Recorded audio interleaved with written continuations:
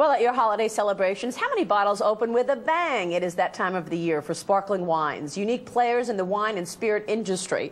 We are taking a look behind the bubbles with Ray Ilse. He is executive wine editor at Food and Wine. Ray, great to see you. It's great to be here. Thanks for having me. Thank you so much for joining us and Absolutely. bringing all this product. Champagne, just one product of the larger sparkling wine market. That's right, yeah. Tell us about the industry. How are things going? Well, things are they're going a lot better than they were last year, because champagne particularly, but sparkling wine in general, had a rough year in 2009. It's a luxury, and so people were pulling back on luxuries, particularly on higher end ones like Champagne itself from France, which runs about average $40 a bottle. Okay. 2010's looking good. They're selling a lot more wine. Well, you had U.S. total wine sales up, but sparkling wine's pretty consistent. Right? Is there room for growth for sparkling wine? There's definitely room for growth. There's been huge growth actually in the affordable sparkling wine zone. Prosecco, like this Mianetto Prosecco we have here, that category, that actually grew in 2009, even with everything going on with the economy, and it's been growing even about the 40% increase this year. So, well, how does Prosecco differ from other sparkling wines? What is Prosecco? Prosecco's from Italy. It's from the Veneto region in Italy, and it's a little bit like a touch sweeter,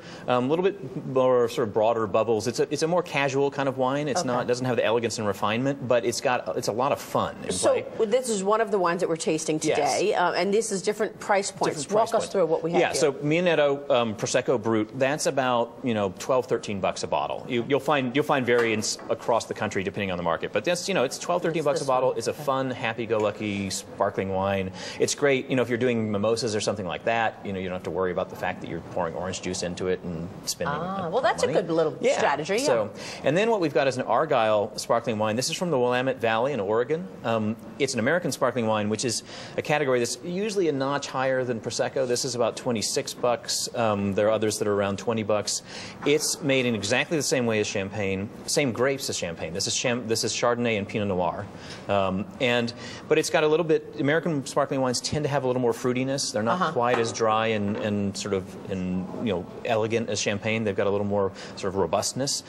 Then we move to Champagne, and Champagne actually, there's sparkling wine is kind of the broad category, and then Champagne itself is specifically from Champagne in France, and that northern climate and those chalky soils they've got there give it that classic Champagne kind of elegance and crispness. They've been very good at creating that aura of of magic around Champagne, and partly because the wine's great, and partly because they're incredibly good marketers, and they have been for a long time. Is how much? That's about 40, 45, depending on where you buy it. You'll see some discounting this time of year because people, these last week and this coming week are the weeks for selling Champagne. I bet. A huge chunk of the sales. So a huge chunk of the business is happening in the last couple of weeks of the year. Oh yeah, and a vast chunk of the business in the fourth quarter as a whole. That's relatively true of the wine business in general, but particularly true of Champagne. And it's funny because the Champenoise would love to get people to drink Champagne year-round with dinner at every course, but it's just associated with holidays and special occasions and celebration. And this is a special one at the end. That's Cristal. we brought a particularly special 2004 Cristal from Louis Roederer. And Cristal is actually interesting. Cristal was created, the original version of Cristal was created for the Tsars in Russia. Thank you. Oh, really?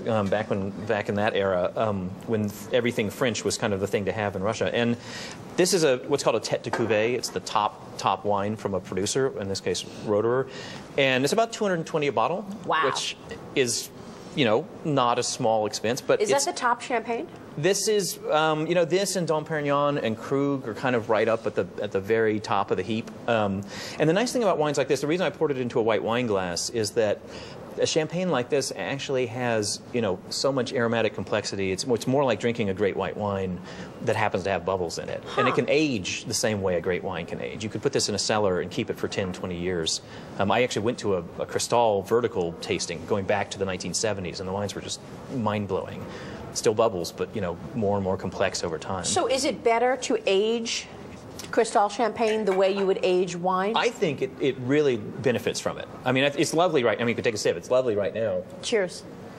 Absolutely. Cheers. It's delicious right now, but if you have a cellar and you give it 10 years in the cellar, it just takes on more and more complexity and more aromatic, fantasticness, I guess is the word. Interesting. This is great. Thank you for everything. Thank you for bringing it. Happy New Year. Cheers. Happy New Year. Thank you, Ray. Thanks for joining us. Ray Ilse, Food and Wine, here with these sparkling wines. And for more on the sparkling wines that Ray suggested, check out our website, wsjr.cnbc.com.